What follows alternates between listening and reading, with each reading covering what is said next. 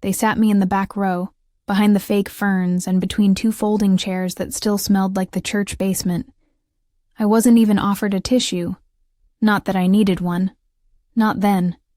Because I didn't cry at Grandpa Walter's funeral. I didn't trust myself to.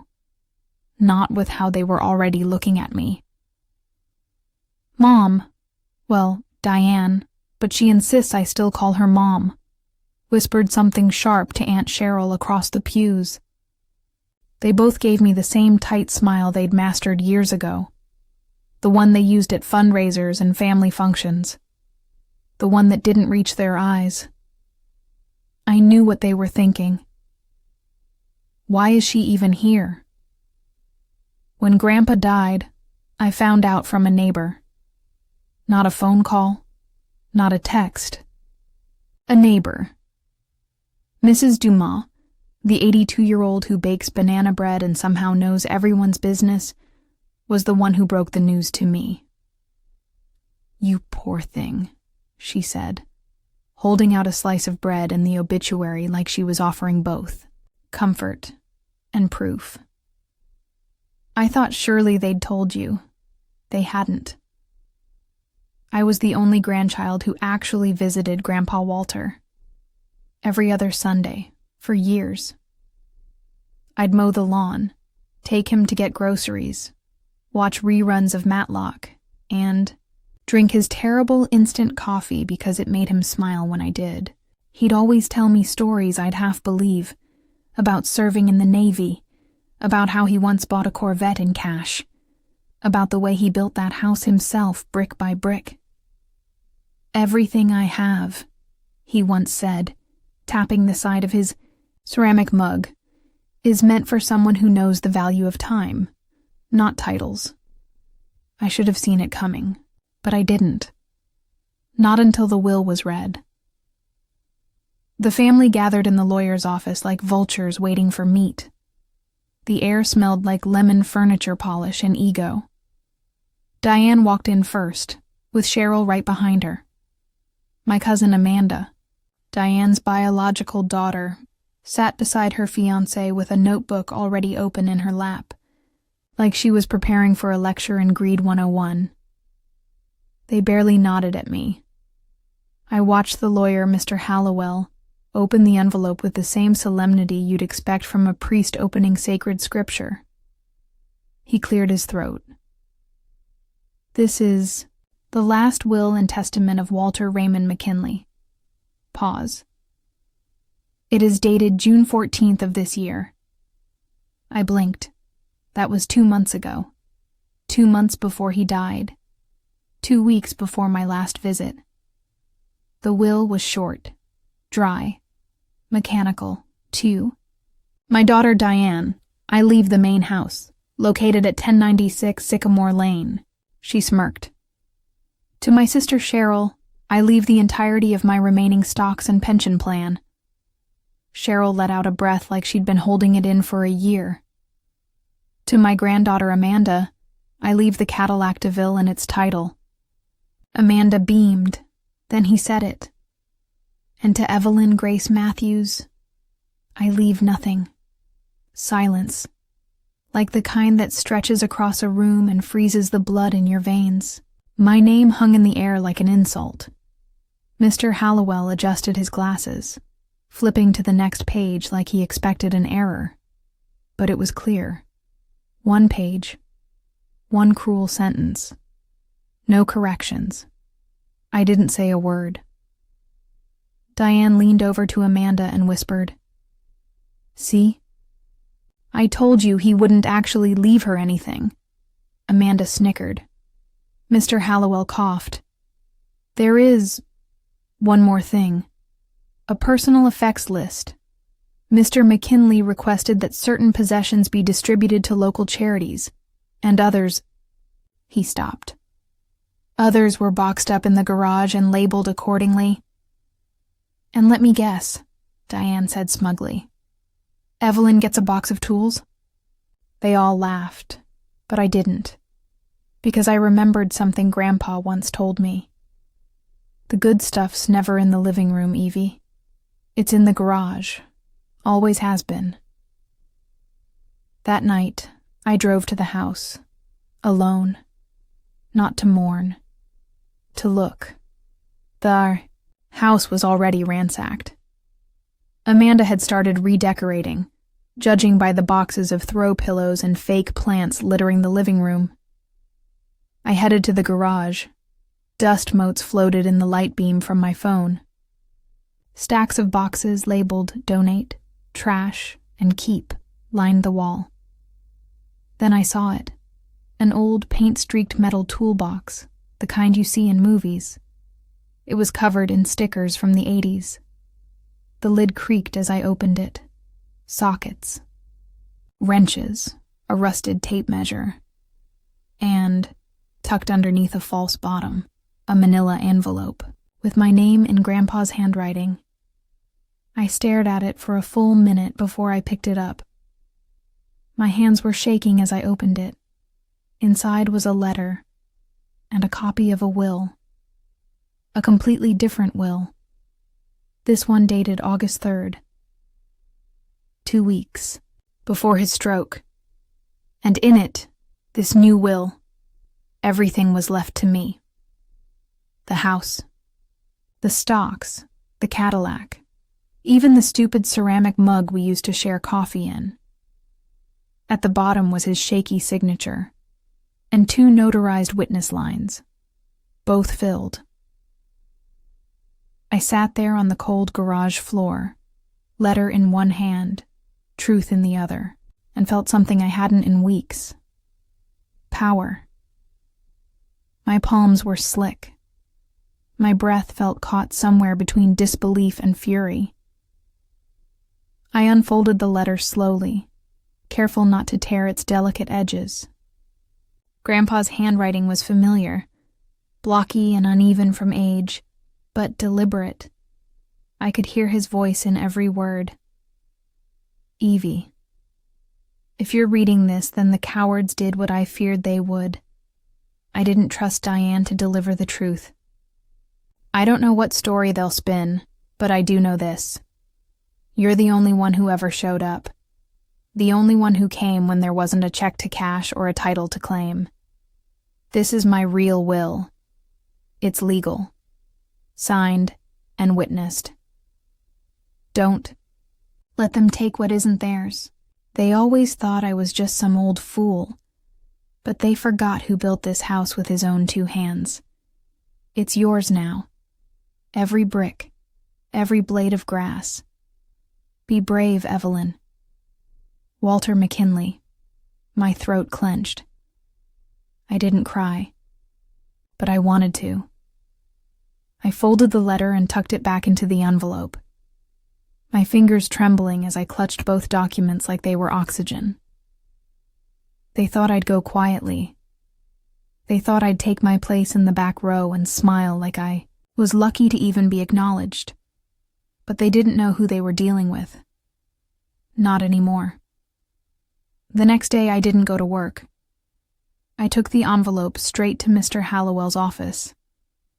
He stared at it for a long time, rubbing his temples, after reading the new will twice, then a 3rd time. This changes everything. He glanced up at me uneasily. I'd need to verify the signatures, of course. But Evelyn, if this is real, and it looks real, the previous will is void. The estate belongs to you. My heart pounded. Even the house? Especially the house. I didn't know what to say. Until I remembered Diane's smirk, Amanda's laugh, the smug way they'd left me in the garage with a pile of junk and a lifetime of abandonment. Then verify it, I said, and tell me what I need to do. I didn't tell anyone what I'd found. Not yet. But I started making quiet moves. Stayed with a friend across town and let Amanda think I had crawled away embarrassed. I ignored Diane's voicemail, a fake sweet message saying, "I hope you're okay, Evelyn. It's hard, I know, but you can't be angry at what Grandpa wanted. You'll find your own path." I just smiled. because I was already paving that path, right through the lie they'd built their lives on. 10 days later, I got the call. "The will is real," Mr. Hallowell said, with awe in his voice. "The witnesses have confirmed everything. It's signed, dated, and officially supersedes the previous version." I leaned against the wall of my friend's kitchen, exhaling for the first time in weeks. Then we file. The court date was set 2 weeks after that. I didn't tell them in advance. I let them carry on decorating my house.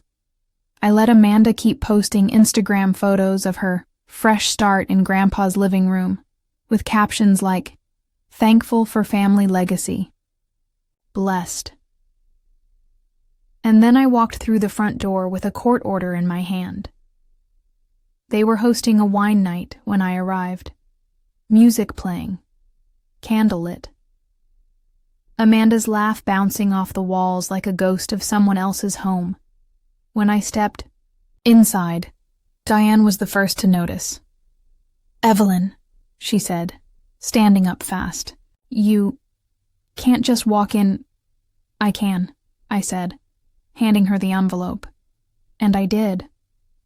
Amanda looked confused. Cheryl's wineglass paused mid-sip. "What is this?" "The real will," I said. "The one Grandpa signed 2 weeks before he died." Amanda rolled her eyes. "Oh, come on. Are you really trying to stir things up again? He left you nothing. That's what the lawyer said." "Not anymore," I said calmly. "That will was outdated. This one has been verified. The house, the stocks, even the Cadillac, it's mine. Legally. Court confirmed it this morning." Diane snatched the paper, scanning it with panic spreading like ink in water. This can't be right." "It's signed, witnessed, filed." I looked around the room, at the framed photos Amanda had already hung up, at the new rug Diane must have bought from some overpriced catalog. "Looks like you're gonna need boxes." And for the first time, in that very house where they'd erased me from everything, it was them who stood in stunned silence. It was me who smiled. But this wasn't revenge. Not yet. This was just the beginning. 3 days. That's how long Diane and Amanda stayed in the house after the court ruling.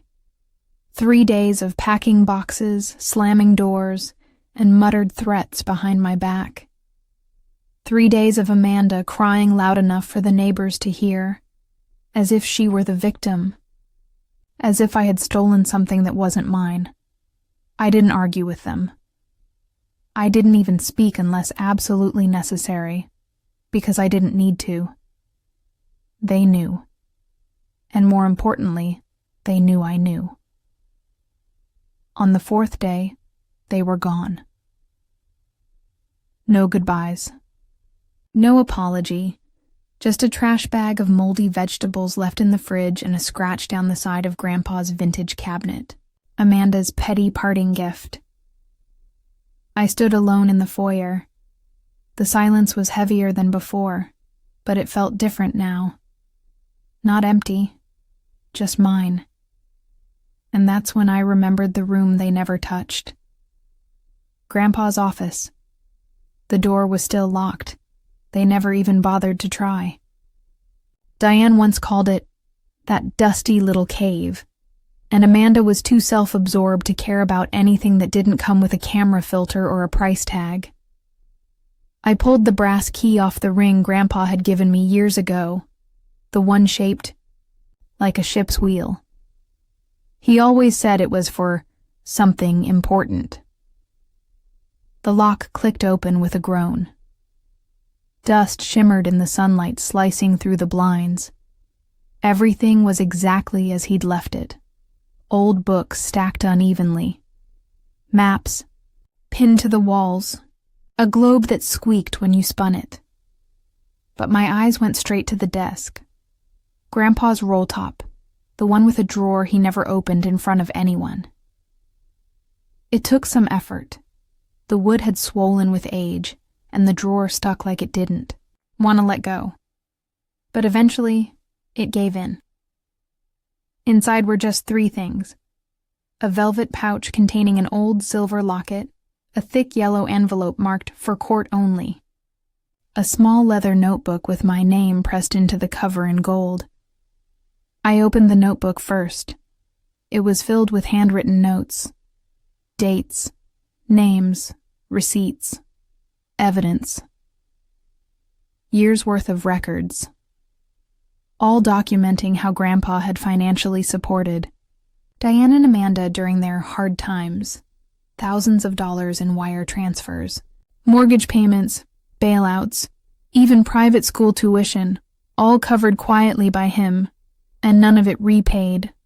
At the bottom of one page, in block letters, he had written, "She'll pretend she earned it.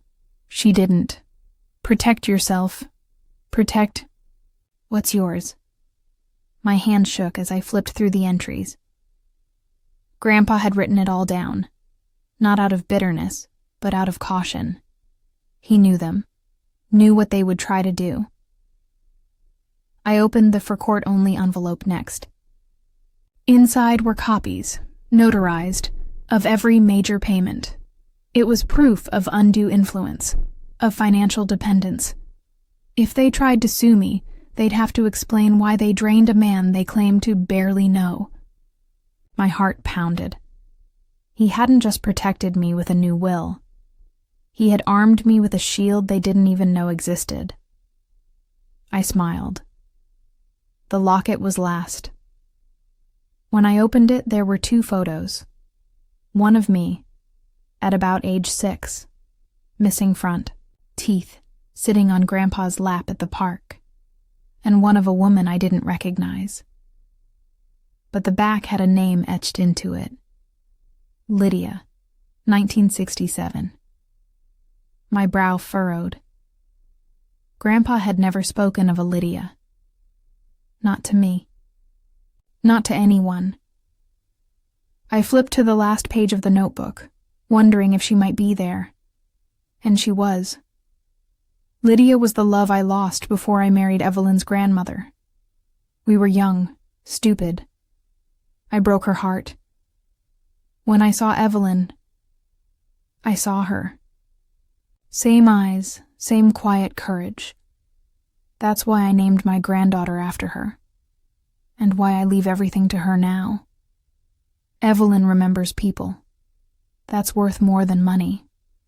I sat down in Grandpa's chair, the notebook still in my hands. All the years I'd wondered if I was too sensitive, too emotional, too easy to forget. And here he was, telling me I'd always been seen. Even when no one else looked. I spent the rest of the day carefully organizing the documents, locking them in a safe I bought that evening, and then I called Mr. Hallowell. "There's more," I told him. "Evidence, records, enough to make sure they never come near this house again." He sounded impressed. Walter really thought of everything, didn't he? "Yeah," I said softly. He really did. That night, I slept in the house alone, for the first time.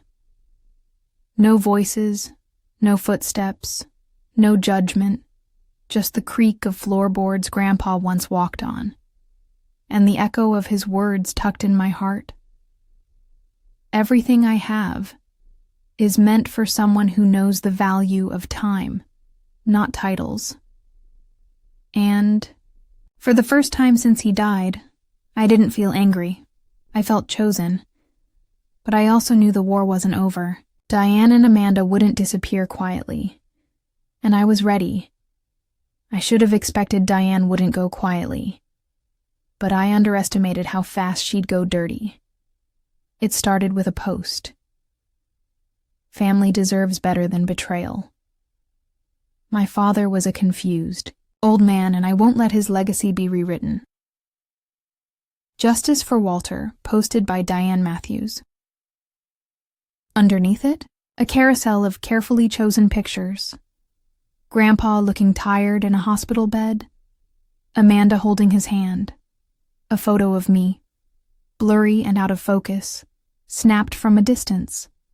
Probably from that awful Thanksgiving I showed up and no one saved. A plate.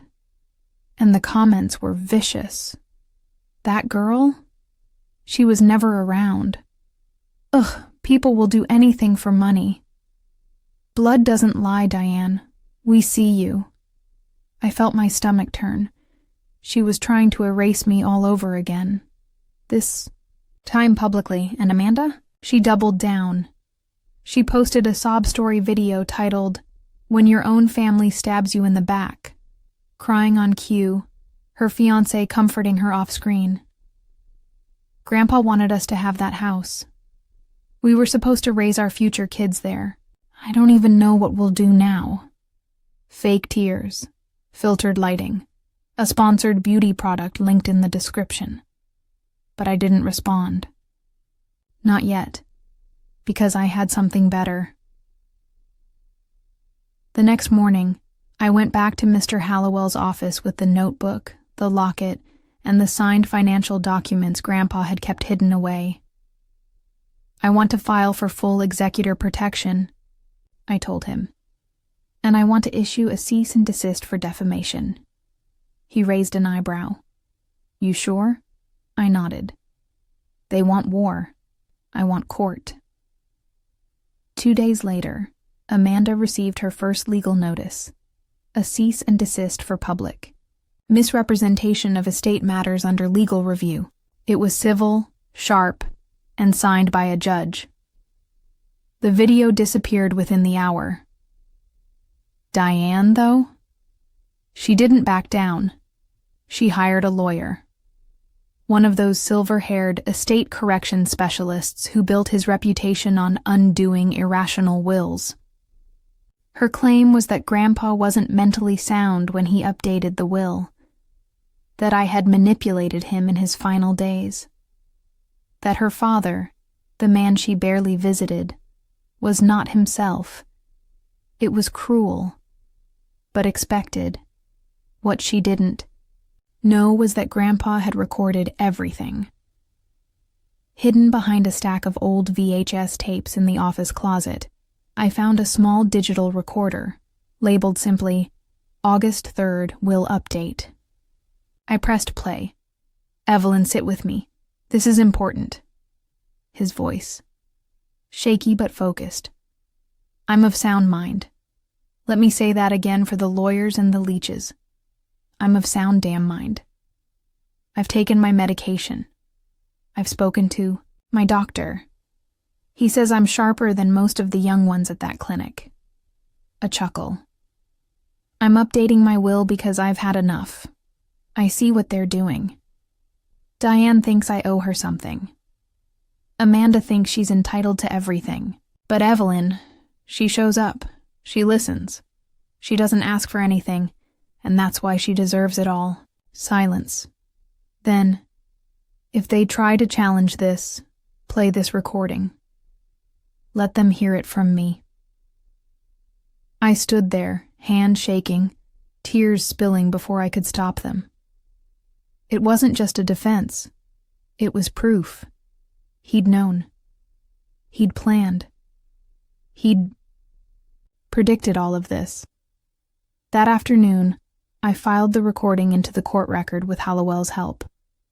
Do you want to notify the other party? He asked. I shook my head. Let them walk into court thinking they still have a chance. By the end of the week, Diane's lawyer had filed a motion for a formal challenge. I accepted it. Not because I had to, but because I wanted to win in front of a judge. Because some things deserve to be done in the light, with receipts. And I had every single one. I also did something else. I made a video. No hashtags, no filters, just me.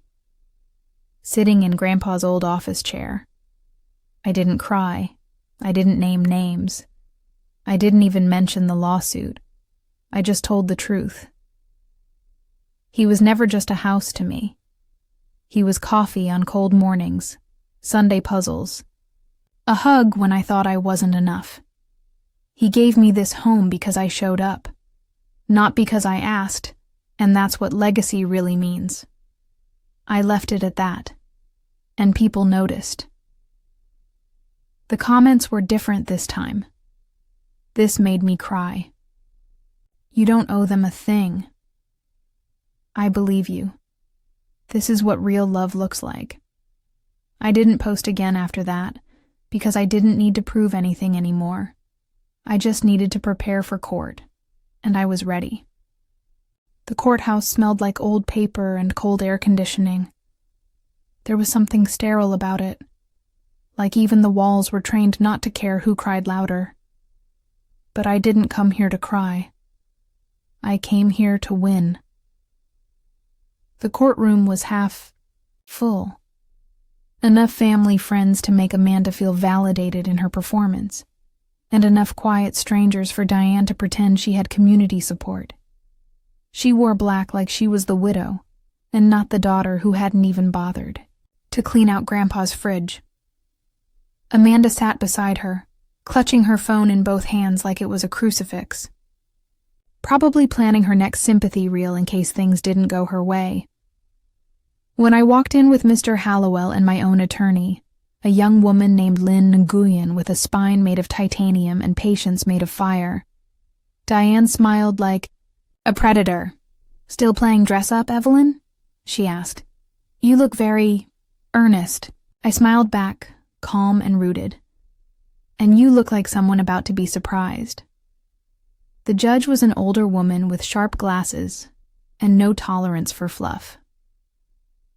Once the proceeding started, Diane's attorney launched straight into character: assassination. He painted a picture of me as manipulative, as someone who inserted herself into an old man's vulnerable years. He emphasized how, suddenly, the will had changed. He claimed undue influence, emotional manipulation, confusion. He tried to turn Grandpa's love into evidence of my deceit. Lynn didn't flinch. When it was our turn, she laid down everything, with precision. The legally witnessed new will, the notebook detailing financial dependence, the documentation of Diane and Amanda's withdrawals over the years, the timeline of visits, my consistent presence, their absence, the signed medical clearance Grandpa had requested before drafting his final will, and then she played the recording. The room went quiet.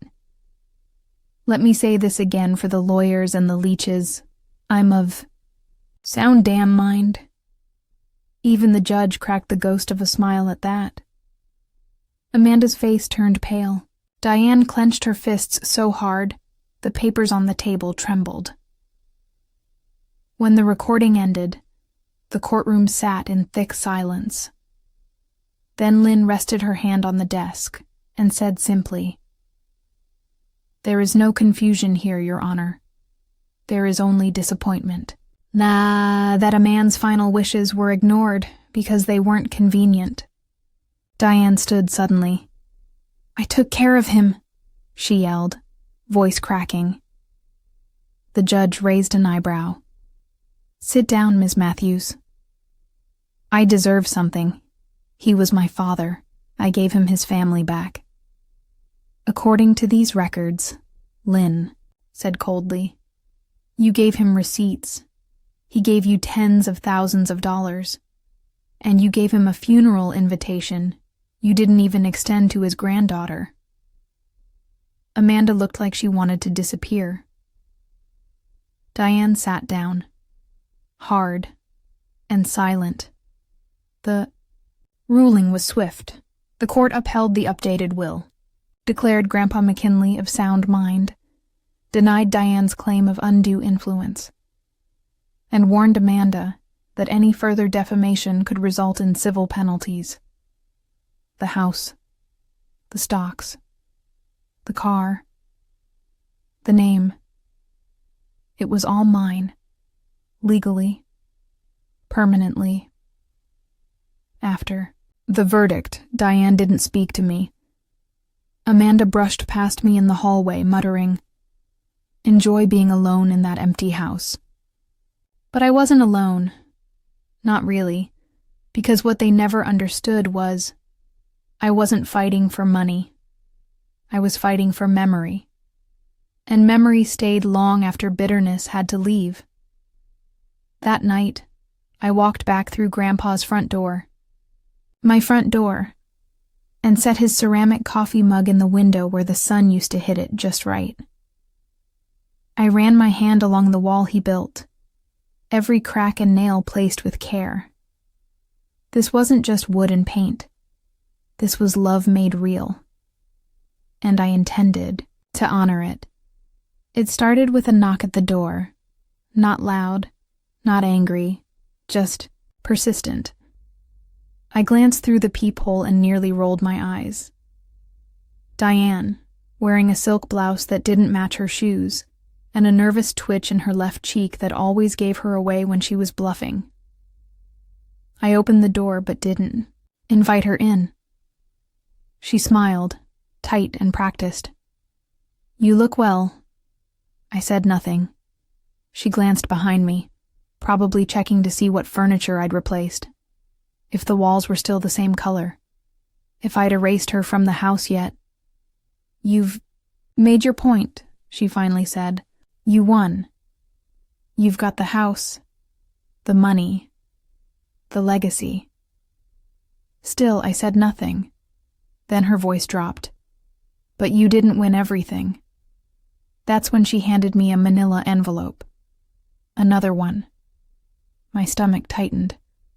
"What's this?" She stepped back, her smile colder now. "Something Grandpa never wanted you to see. Ask yourself why he left it with me instead." And then she walked away. Inside the envelope was a photo album. Old, yellowed. Labeled 1965-1970. Inside were dozens of pictures. Grandpa in his 20s. A woman with long dark hair. That same woman, Lydia from the locket, holding a baby and a note taped to the back cover. Lydia kept her promise. She never told her. I sat down, heart thudding. The last photo in the album was a grainy image of Lydia standing in front of a hospital, holding a baby wrapped in a hospital blanket. The name on the back, Evelyn, September 12th. I was shaking. Wasn't Diane's daughter. I wasn't anyone's niece.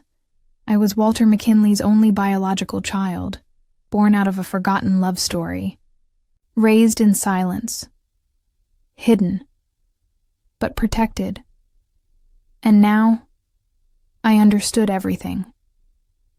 Why Grandpa always said, "You remind me of someone." Why he never pushed too hard when I asked about my parents. Why he never treated me like a grandchild. And always like something more. I closed the album slowly. This wasn't a threat. It was a warning. Diane had kept this hidden because it destroyed her narrative, because it made her the outsider, because it meant everything she thought she had inherited through blood was built on a lie. She had known I was Grandpa's daughter, and she buried it. 2 nights later, Amanda showed up. No warning. Just her car idling at the curb, headlights off. She looked smaller than I remembered. No makeup. No phone in hand. Just a stained hoodie and shaking fingers wrapped around a coffee cup. "I didn't know," she said before I could speak. "I swear to God, Evelyn, I didn't know about the album. About Lydia. About you." I crossed my arms. "So why are you here?" She looked up, eyes glassy. "Because I found something. In my mom's desk. And I think she lied to me too." She pulled out a folder. Inside were hospital records. Adoption forms. A sealed DNA test from 1996, all with Lydia's and my names on it. Grandpa tried to get custody when you were little, but she blocked him. She said you'd have a better life with Diane, but Diane told everyone you were just some extended family member. She pretended to take you in as a favor. I felt like the air had been sucked from the room. All those years. I thought I was lucky she tolerated me, that I should be grateful just to belong, when in reality, I'd always been the daughter, not the afterthought. I'm sorry, Amanda said, quieter now. I believed her. I thought I was protecting our legacy, but it was never mine. I stared at her, unsure what hurt more, her confession, or how broken she looked saying it. She reached into her pocket, pulled out a small creased photo. Grandpa and me. On the front porch. I must have been 7. He was smiling at me like I'd built the moon. I found this in my mom's safe, Amanda whispered. She kept it all this time. I didn't forgive her, not then. But I didn't send her away either, because something had shifted in both of us. And maybe Amanda didn't have Grandpa's love, but she'd lost her mother's trust. And in that crack, there was finally room for truth to grow.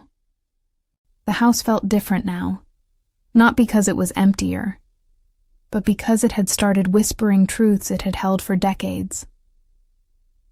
I spent the next morning reading every page of the documents Amanda brought. Birth records, guardianship requests, the sealed DNA test Grandpa had submitted behind everyone's back. His handwriting filled the margins of nearly every sheet, like he was trying to speak louder than time. She doesn't know. Don't let them twist her against me. Lydia trusted Diane. She shouldn't have. Evie is mine. She always was. I didn't cry. I just stared at my own name printed beside his. Evelyn Grace McKinley. Not Matthews. Not extended family. And for once in my life, I didn't feel like I was borrowing love. By noon, I was standing on Diane's doorstep. Amanda had warned me she was unstable, muttering things about lawsuits and reputations, clinging to what little illusion of control she had left. But I needed to look her in the eye. She owed me that much. She opened the door, still in a satin robe, mascara smudged like she'd been crying or fighting sleep. "Oh," she said, cool and clipped. "It's you again." I saw. The album. That made her freeze. I know about Lydia, about the custody request, about the DNA test you buried. Her expression didn't falter, but her grip on the doorknob tightened. "I don't know what you think you found," she said slowly. But Walter was confused near the end. He was remembering things that didn't matter anymore. "No," I said, stepping closer, voice steady. "He was remembering everything you wanted forgotten." I pulled out the envelope and placed it on her porch step. "Do you know what hurts the most?" I said. "That you looked me in the eyes for 25 years and pretended you were doing me a favor. That I grew up thinking I was lucky to be tolerated, while you smiled and hid the fact that I was his child." Diane swallowed hard, her face twitching. "Lydia made me promise. Lydia made you promise to care for me, not erase me." Her voice rose sharply. "You wouldn't understand what it was like. Your mother didn't want a child. She was 18 and scared, and she didn't know what to do, so I stepped in. I raised you. I gave you structure, schooling, clothes. You gave me silence," I cut in. "You gave me rooms with no pictures, birthdays with no cake, and A family who never once called me daughter. The mask cracked. Her face twisted with something like guilt. And then something uglier. You think just because he left you a house and a stack of papers it makes you his? He was a bitter old man, Evelyn. He didn't know what he was doing. You got what you wanted. Take it and go. I nodded. I did get what I wanted, but not from you. From him. He knew. He saw. And you. You'll have to live with the truth now. Even if no one else ever hears it. I turned to leave. And just before I stepped off the porch, I said the last thing she didn't want to hear. You didn't raise me. You rewrote me. Back at the house, I sat by Grandpa's old desk, the sun warming the wood like it had every morning when we drank coffee together. I didn't feel broken. I didn't feel victorious either. I felt whole. Because I finally had every piece of the story, and none of their lies could touch that anymore. Later that week, Amanda came back. She didn't ask to come in, just stood by the gate with an envelope in her hand. I talked to a lawyer, she said. I'm giving up any rights to contest anything. You don't need the drama. I don't want it. She paused, breathing deep. I also applied for a job. Real one, entry level, far from here. I tilted my head. Why? She looked at me, and for the first time didn't seem like she was performing. Because for the first time, I'm not trying to impress anyone who wouldn't cry at my funeral. She handed me the envelope. Inside was the original photo from the porch. Not a copy, not a scan. The original print Grandpa had kept in a drawer and Diane had stolen. You should have this. That night, I framed it, set it on the mantel beside the mug. A man and his daughter. No doubt, no denial. Just memory and proof and peace. I didn't throw a party. There was no big announcement, no ribbon cutting, just quiet, just sunlight on Grandpa's old porch, the soft creak of the swing, and the feeling, for the first time in my life, of belonging. It had taken months to clear away the wreckage they left behind, legal, emotional, and otherwise.